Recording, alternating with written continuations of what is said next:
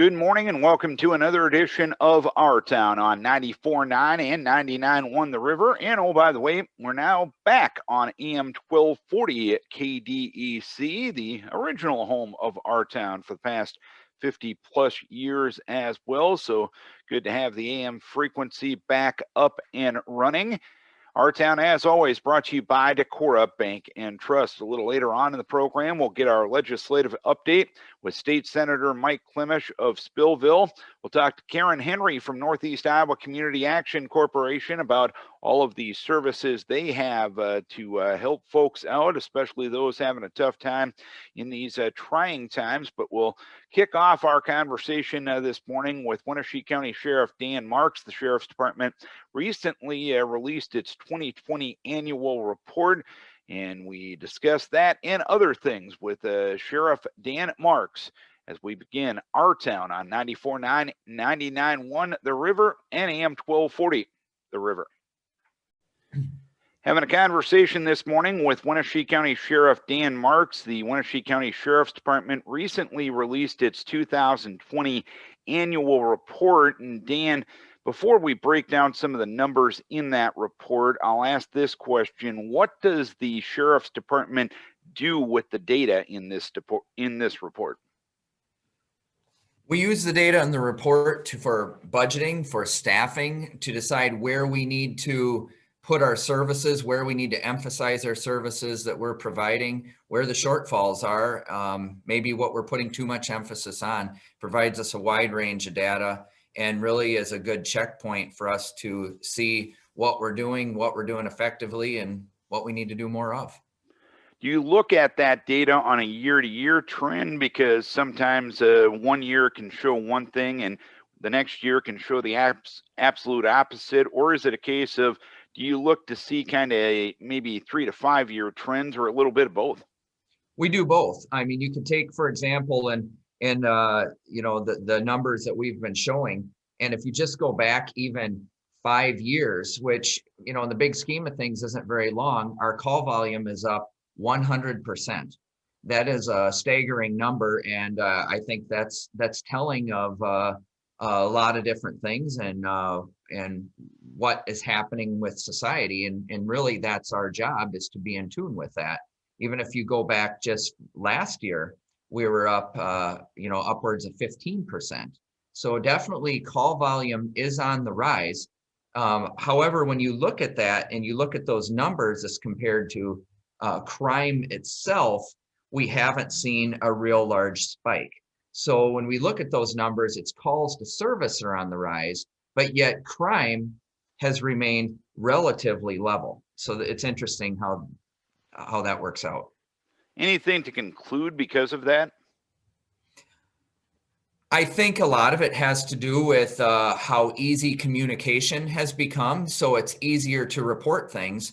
And I think that's good and bad. I think when you look at, our crime has dropped in several areas. And I think it's largely due to we're able to get involved in things on the front side. And that's a major tool for us for when people do call things in before they're completely out of control, so to speak. If they see something suspicious, they're able to call in. We very much embrace the campaign. If you see something, say something. And if you have a concern, let us know about it. And we'll do. It may turn out to be nothing, but it allows us to get in on a much lower level, and it's a lot easier for us to be able to deal with the situation at its onset versus if it's quite a ways down the road by the time we get involved. And when you look at some of the traffic numbers when it comes to tickets, violations, and accidents, even OWIs, those were down in 2020. Anything to pinpoint those numbers towards? I think it would come down to as basic as a lot of the year was shut down for us here in the state and across the nation. So we simply saw less people on our roadways. When there's less people on the roadways, less people out and about, that naturally would relate to, we're going to see less traffic related offenses. And I know one thing we saw up here in the state of Minnesota is the traffic offenses were down, but like people who were speeding were going well over the limit because they thought law enforcement wasn't on the road. Was that something that perhaps you saw the same down there?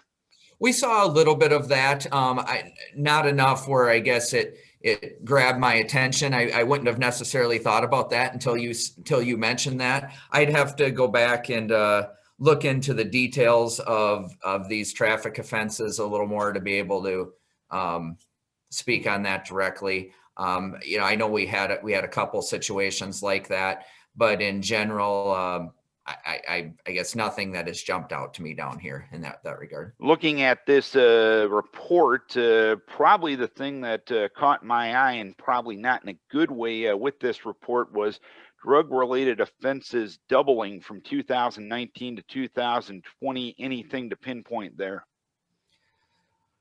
We have a very aggressive office when it comes to drug-related offenses, and especially when it comes to methamphetamine, heroin, fentanyl, and those types of drugs. We work very closely with our Northeast Iowa Drug Task Force, which is a 17-agency task force, and we make a great deal of the cases out of that task force. And it's something that our office does put a high priority on. It's one of those things when somebody has hard drugs, and like I said, meaning meth and things of that nature, next door to them and that sort of activity, we've gotten an overwhelming message from the public and the people we serve that they want that sort of stuff investigated, and that's the stuff they want us spending our time on, so we respond accordingly. And hopefully these numbers do send a clear message that is something we take seriously in Winneshiek County. We have an aggressive canine unit. We have an aggressive narcotics unit. We work very well, like I said, with the Northeast Iowa Drug Task Force, and we put a priority on that, and we've been very successful. Is the drug problem getting worse in Winneshiek County? Are you doing a better job of enforcing the hard drug situation, or a little bit of both? I would like to think that it's primarily we're doing a better job of tracking down who has these drugs and getting to the bottom of it. But I also don't want to be naive. When you see this much of a spike in numbers, that would certainly, I think, I think it would be irresponsible to sit back and think, well, no, the numbers haven't gone up. I'd like to think it's because of our good enforcement of these situations, but obviously the numbers are still out there. And so it's probably some of both. One number that I did see was the domestic assault situation. It went up a little bit in 2020. It's still at a level less than it was 2 years ago. How do you break down those numbers? Yeah, when I look at our domestic assault numbers and general assault numbers, like I said, over the last, as you said, Darren, over the last 3 or 4 years, they've remained more or less pretty consistent. What we have seen, though, the numbers reflected in this report are just kind of a snapshot of what we do and what we respond to, because the numbers reflected in this report are only where charges and citations were filed. So that's not necessarily reflective of all of the domestic or assault calls that we responded to, and charges weren't filed, but they were maybe a domestic type situation that didn't rise to the level of criminal charges. And we did see an increase in those numbers. Like I said, they're reflected in the overall number in the calls for service and are more or less 6,500 calls to service, but they're not necessarily reflected in the offense column. And that's, just to be frank with you, just a software issue. We're using outdated software. We're in the process of switching to a new software system that will be making that transition in April.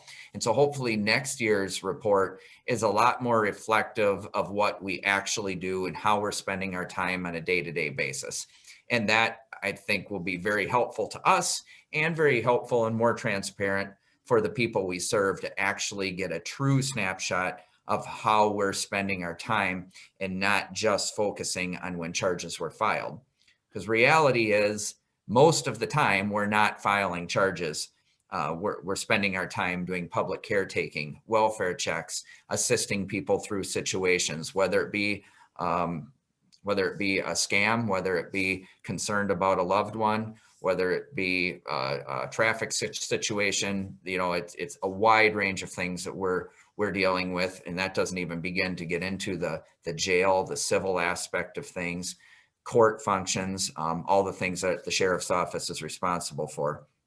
So yes, we have seen an increase in the amount of public caretaking and concerns such as that aren't reflected directly in this report. They are in the overall number of 6,500 calls, but they're not broke down that way. So I guess that would be the best way I can explain that situation. And you mentioned that software situation. According to this report, there were 23 domestic abuse situations in Winneshiek County in 2020. Someone from the outside looking in might see that number and say, that's not that big of a deal. Obviously, the issue is a serious one. It needs to be taken seriously. And do you feel with this software upgrade, it can be taken more seriously? Because if people see 23 in a year, they're saying maybe it's not that big of an issue, when perhaps it's a bigger one than those numbers reflect. Yeah, I do think that software will greatly help reflect the true gravity of these situations. And frankly, my feeling is whether it's 3 domestic assaults or whether it's 23, it's still too many for that individual that's going through that situation. The number of them, whether it's a lower number or higher number, doesn't help their situation. So each one, and I know this may sound cliche, but one is one too many. And we work very closely with helping services and domestic abuse advocates. They've been fantastic to work with.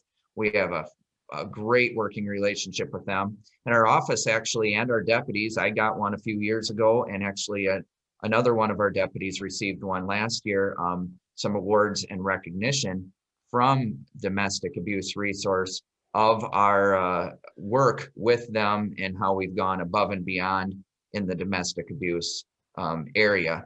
We actually are a part of a domestic abuse resource team, a sexual abuse resource team, and we have regular meetings with advocates and people from all different disciplines to make sure when we investigate these situations, when we're intervening in these situations, that we're bringing in players from all different aspects and not just a law enforcement point of view.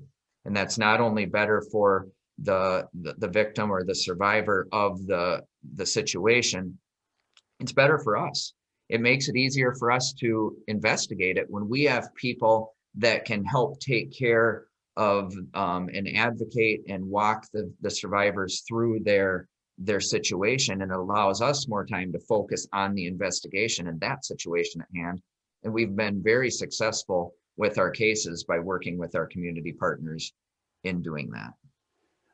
One more question about the report itself. The permits to purchase weapons and the permits to conceal weapons have gone up significantly since 2019. What's the reason for that?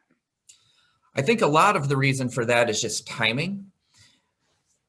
When the new law was put into effect and how that governed the issuance, when the state legislature changed that back in 2010, 2011, everybody went and got a new permit. They were required, excuse me, to basically start over with their permitting. Well, it's a 5-year permitting cycle.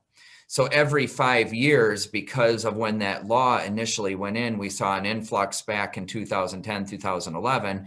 And so it's a situation where if you go back to 2015 and then you jump to 2020, my prediction will be 2025, that every 5-year cycle, we see a spike in people getting permits simply because we have overwhelming majority of them are coming up for renewals. One of the things that's not listed in the report itself, I just know it by following the releases from your department, is seemingly you had a remarkable amount of cars get damaged in incidents last year. And I don't use remarkable in a positive sense when I phrase it that way. have you been able to keep an adequate fleet, knowing the fact that those incidents seemingly happened relatively close to one another, if memory serves? Am I correct? Yeah, and no, our fleet situation, our vehicle situation did get to be a fairly serious one for a time. We're still working on getting our fleet back up to full capacity, but no, it becomes a bit concerning when we're wondering if we're going to have enough squad cars to drive, and if we're going to have our deputies be able to come to work and have a patrol vehicle. We run pretty lean here. We're obviously always looking out for the tax dollar, and so we don't have a bunch of extra vehicles in our fleet. We run with what we need, and we hope for the best. And unfortunately, we're strong enough in our fleet where if we lose one vehicle, that's going to happen in a rural area. We have deer hits and we have bad roads, and the nature of what we do, we expect that once in a while a car is going to get damaged. But when 3 and 4 and 5 of them happen all at the same time, we're not equipped for that. And that's exactly what happened to us. We had several situations, honestly, 2 situations that kind of went back to back where we actually had our cars ran into intentionally by people. And luckily, first and foremost, no one was hurt. We had several members, other motorists and residents of our county that were traveling that day, and they had their cars rammed as well. One of them was rammed completely off the road and their car was totaled. And first and foremost, nobody was seriously hurt or killed. They were transported by ambulance, and thankfully we have a relatively happy ending to that. But we have several people that were a part of these incidences that they're down vehicles as well. We were down vehicles. And we also had 2 deputies that were in the car when it was rammed at a high rate of speed. And so for as many bad things that happened, and as much of a situation as that put us in logistically for our patrol vehicles, all in all, I think we had a happy ending for how bad it could have went. As far as where we're currently at with our patrol vehicles, we still are down a couple of them. It's not easy. A patrol vehicle isn't just one that you just replace and have it back in a week. There's a great deal of technology and video cameras and computers and radios and you name it. It's got everything but the kitchen sink inside of it. And so to get a new vehicle purchased, set up, and everything working properly takes a while because everybody from the state has to make appointments to do that. And so we could be many vehicles behind before we can get the installer to actually put them in and set them up for us. So it's a very lengthy process. We're hoping this month or by the end of this month or early next month at the latest, early February, we'll be fully up and running.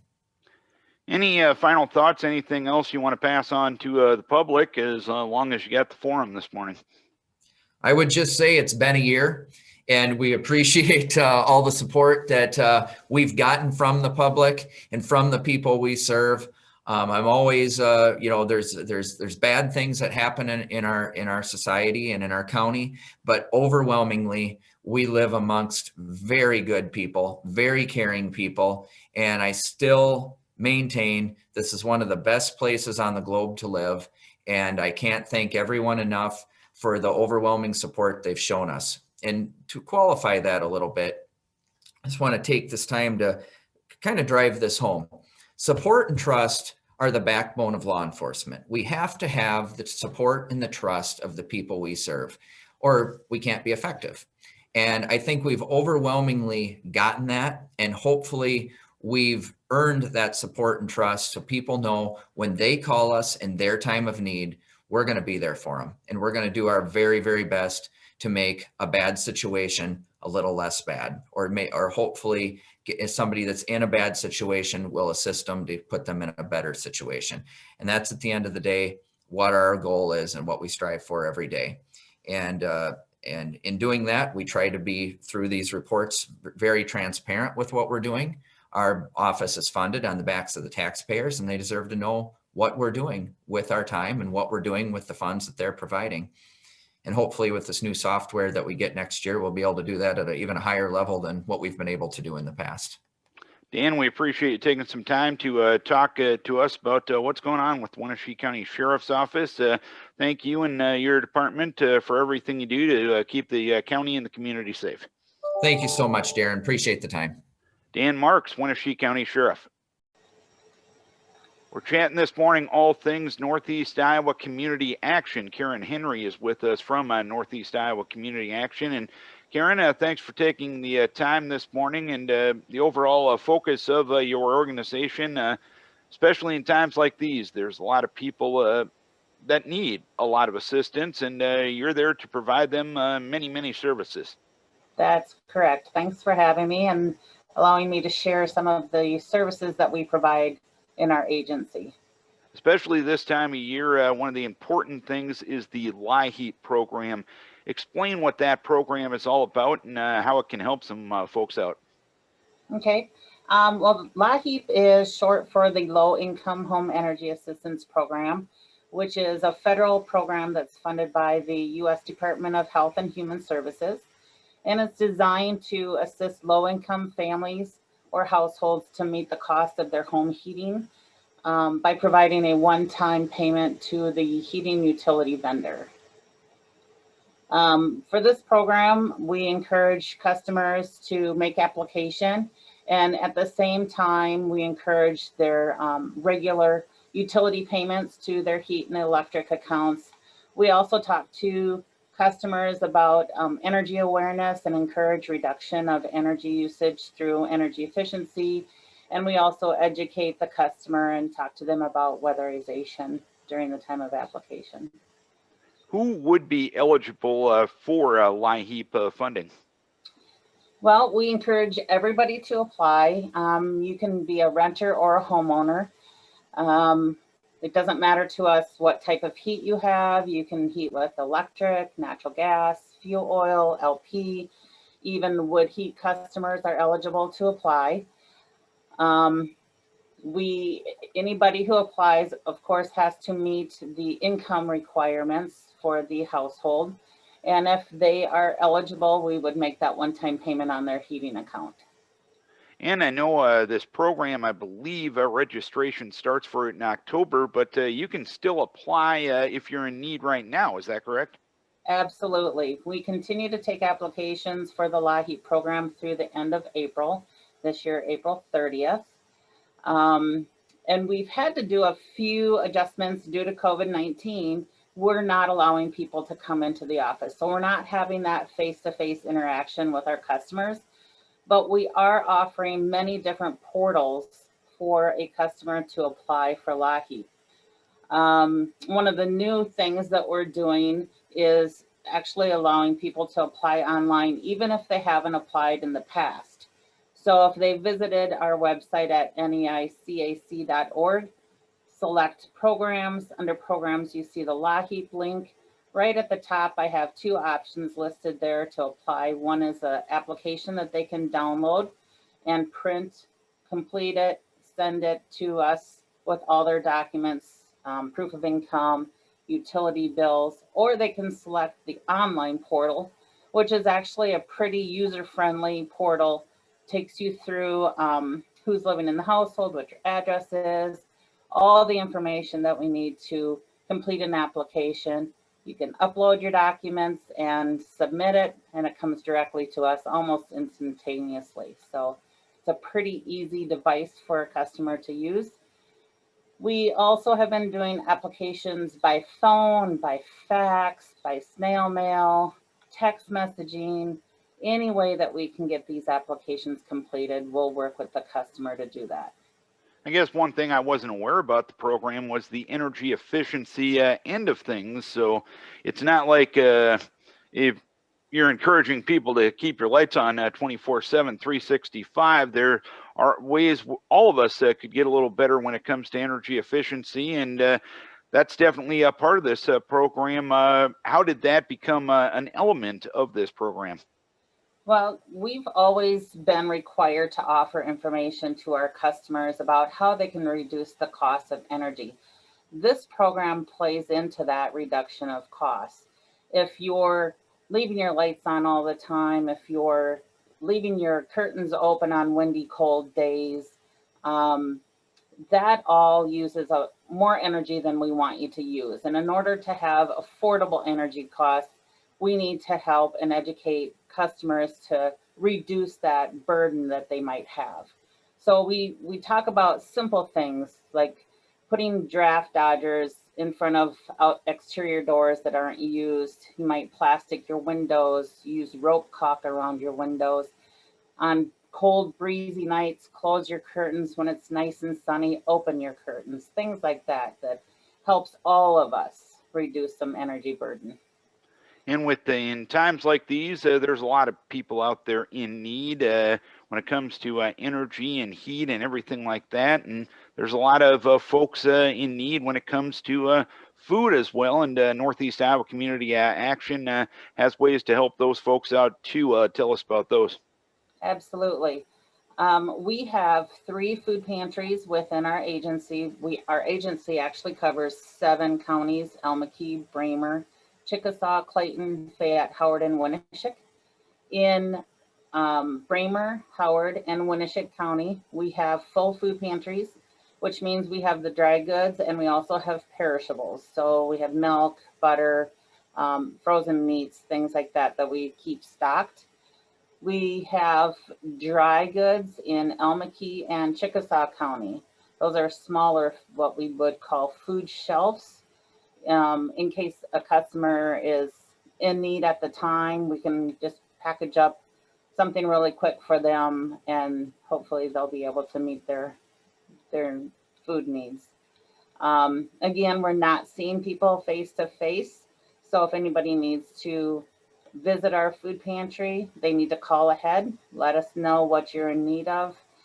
Staff will talk about how many people are in the household, what your needs are. If you have any dietary restrictions, we'll pre-package the bags and meet you outside the door when you show up. And where can folks get a plethora of information of all the services that Northeast Iowa Community Action provides? We have a new website. It's at NEICAC.org. Just launched, maybe about 2 months ago. It's pretty vibrant, pretty up to date.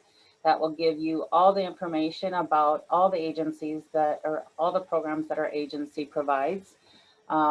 We have weatherization underneath our umbrella, which, by the way, if you apply for the LAHEAP program, you're automatically making applications for the weatherization program. This program is all weatherization. So if the customer's household or the house comes up on the list to contact, somebody from the weatherization program would give the household member a call and say, hey, you're on our list for weatherization. We'd like to come out and take a look at your home to see what we can do in the home that would make the home more energy efficient. This might be putting insulation in the attics. It might be putting insulation in an exterior wall. Maybe the furnace is 30 years old and no longer energy efficient, so we would replace that furnace for the customer. So the weatherization program and the LAHEAP program are tied very closely together. Also underneath our umbrella is Rural Public Transit. I'm sure many of you have seen the buses and the vans around our communities. They offer transportation services to folks within our community. This is for everybody. It's public transit. So we'd like to make sure that everybody understands that it's for everybody's needs. So just call ahead for transportation needs. We also have Head Start within our agency. We're always recruiting for Head Start. We're always looking for children between the ages of 3 and 5 to get that early Head Start on their education and make sure that they're in a good place by the time they get to kindergarten. We also have FADS, which is Family Development and Self-Sufficiency. This program is to get those families where they need to be as far as self-sufficient, and the FAD specialists work one-on-one very closely with their participants to get them to that self-sufficiency state. So that's a good program for many households.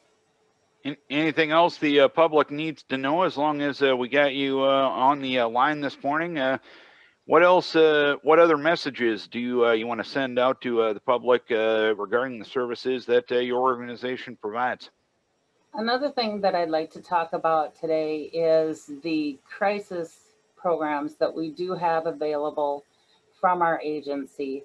Many households are struggling right now to meet their basic needs, make payments on their utility bills, electric, heat, their water bills, and also might be past due on their rent. We do have some crisis funds available to help these folks out. All they need to do is reach out to us, see if they qualify for the assistance, and we'll go from there. But we want to make sure that people know that our agency is here to help throughout these times.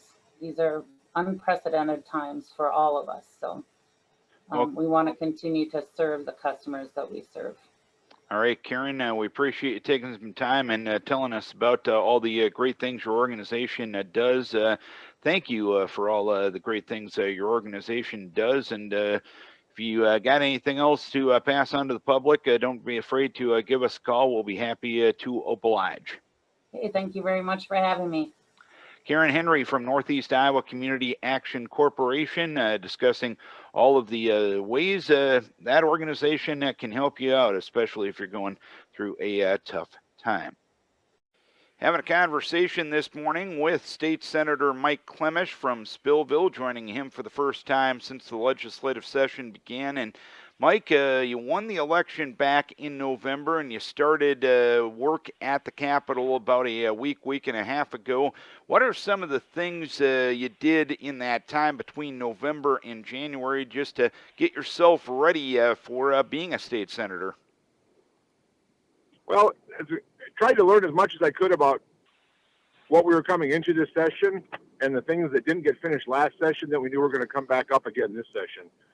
So did as much research and tried to educate myself on the topics that I knew we'd be facing this session. It's tough to prepare yourself, especially coming in first year, because literally you are drinking from a fire hose. And I use that term, and I've heard that term a lot down here. And that's a pretty appropriate terminology. But yeah, I just tried to educate myself and hit the ground running. What are some of those things that weren't done or weren't completed last year that are going to be on the docket this year? Well, just a few of them have come up so far, Darren. Just, clean up some sections of the code. That's the stuff that we're working on. There may be some more big ticket items that come up that I'm not aware of yet that haven't even been introduced into committee or assigned out yet. So, and you were named to the local government committee in the Senate. Based on your previous background, was that a committee that you kind of wanted to be on? Yeah, I requested that committee, actually. Yes, Darren, I did. The 20 years I was mayor of Spillville and all the time I spent working with different county commissions and boards, I felt it kind of gave me an understanding of what local government needed to function properly, and I figured it'd be a good place where I could sit on that committee and help kind of clean up sections of Iowa code, clear up issues that we have. One of the first bills that I introduced was actually allowing counties to share assessors via 28E, which prior to the bill we introduced, it wasn't allowable. So. And one issue that's getting a lot of attention this week is a potential voucher bill related to public education. I know that bill, I believe, is eligible for full debate in both the House and the Senate right now. What do you know about that piece of legislation as we speak? Well, so the piece of legislation has cleared 2 committees. It's got one more committee to clear in the Senate. My understanding is there'll be some amendments before it leaves the Senate. I'm not sure what those will look like yet. And then if it passes the Senate, which I anticipate it will, it'll move over to the House. And then my understanding is the House is going to make some changes to it as well. So I'm not sure what the final legislation will look like until it makes its way back over to the Senate after it clears the House. And being the fact, I know when it comes to private education, at least in terms of private high schools in Northeast Iowa, the clearest one to the Senate district that you serve would be Waterloo, Cedar Rapids, or Dubuque. That being said, is the voucher bill really benefiting education in your district? Actually, from what I see right now, Darren, and the way the bill looks, I don't see really any impact to the schools in my district. It's got more to do with some of the schools that are struggling to meet education needs. And we don't have any of those in our district. We have great schools in our district, and I don't see really any impact in our district for some of the legislation that I've seen anyway. And when it comes to education, the folks in education are going to say if you start giving money to private schools from the taxpayer dollars, there's going to be less in the pool for the overall K through 12 public education in the state. What would you say to them? You know, I'd have to say, Darren, I'm going to have to wait and see what the final bill looks like before I can make any comment on that, because I anticipate there being some changes in the Senate yet before it passes out. And then I anticipate the House making some more changes to it before they send it back to us. So I really don't have a clear picture on what it's going to look like yet. And related to K through 12 education, the governor, in her condition of the state address, basically said she wants to see kids back in school buildings. In your mind, should that be a state decision or should that be a local decision? Yeah, that's a good question. I think it's important to get the kids back into school. I've seen some statistics showing the impact of kids not being in school. So I think it should be a decision that the local educators can make at their level to ensure that we can get the kids back into school safely and that we can get, them back learning in the environment they're used to learning in. I mean, I know that the hybrid models and, that we're using now currently are different from what students have had. And I'm sure in some areas it's difficult for students to acclimate to that. And so I think it should be a combination of both, Darren. And final question for you, of course, your number one job in Des Moines each and every year is putting together a state budget. With the challenges and the economic situations that the world is in right now, from what you're being told, how challenging will it be to put together a budget this year? Well, based off the numbers we saw from the REC in December, our budget looks healthy and strong. We were the top state in the country exiting COVID as far as financial health goes. We'll look at the REC numbers that come back in March. That'll set the final numbers we can utilize for our budget. But I feel our budget is healthy and strong. I don't anticipate us having to, do any budget cuts right now based off the REC numbers we saw in December. Mike, we appreciate the time. Look forward to talking with you throughout the legislative session. Yeah, thank you, Darren, for your time. Yes. Mike Klimesh, State Senator, joining us from Des Moines.